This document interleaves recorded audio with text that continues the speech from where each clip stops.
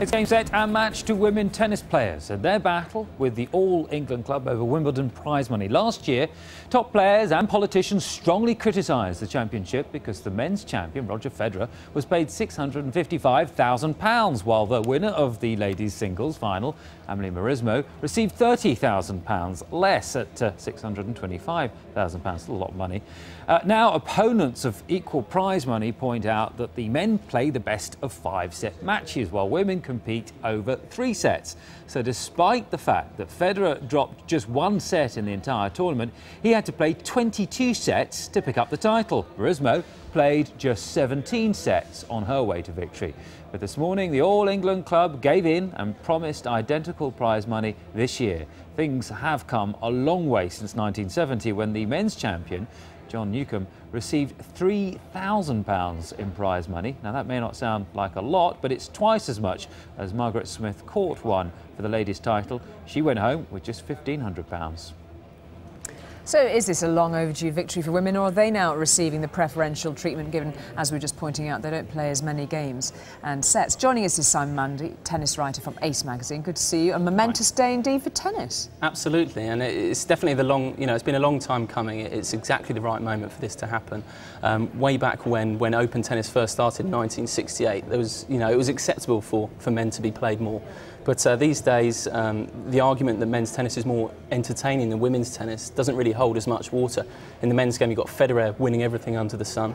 In the women's game, you've obviously got the Williams sisters, you've got the Belgians, and far more box office names. So, that argument no longer holds any water. So it's time for the change, definitely. It was some time ago, wasn't it? Other tennis tournaments have sorted this out in years gone by. Wimbledon's been embarrassed into this, hasn't it? That's the bottom line. Well, Wimbledon's traditionally a conservative organisation, and last year they were criticised from some quarters for not introducing the measure then.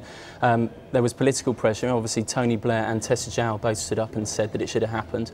And perhaps importantly, Roger Draper, who's the new chief executive of the Lawn Tennis Association, now they're partners with Wimbledon, he came in and he spoke out strongly and said that it was an important step.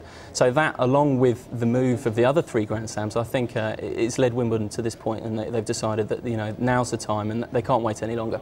There is, I suppose, the argument, and we were just looking at that the fact is that the women don't have to play the same number of games and sets, etc., to get to the finals and reach that pinnacle of the tournament. How does this day sit alongside that argument? There'll be a lot of people who still look at that and say they might be just as entertaining, they still sell the tickets, but they ain't doing the work to get there in the end. No, that's true. I mean, that argument's often the one that's been trundled out, saying that women play 3 sets rather than the 5 sets that the men's play. But as Johnny McEnroe said in the press today, he came out with a very good quote that, you watch a film that's 90 minutes long, that doesn't mean it's any less worthy than a film that's 290 minutes long. So women have tried. They have tried to introduce 5-set matches into the women's tour, and it didn't really work. At the end of the day, women aren't as physically strong, but that doesn't mean the matches are any less exciting. And research has shown that it puts as many bums on seats as the men's game. And that's what it boils down to, I suppose, really, because if we're starting to look at what sort of precedent this could then possibly set for other sports, it becomes a little more tricky, doesn't it? I mean, we're a long way off from seeing women's football, for example, as having anything near the profile as the men's game, and therefore even asking remotely the same sort of wages. Well, that's true, and I think it's important for tennis, because I think women's tennis is possibly the most internationally recognised women's sport. Obviously, you've got such big names, as I mentioned, and it's good that sort of tennis is taking the lead and standing up and saying, recognising that women's tennis is no less interesting and no less worthy than the men's game. And I think it sends out a good message, obviously, to other sports, but society in general. And for other sports, you do hope that this will be taken on board. It will, make women strive to keep improving, and perhaps we'll see equality across the board before too long. I suspect we might have to wait for a little while, don't you? Simon Mundie, good to talk to you. Thanks for joining us this afternoon. Thank you.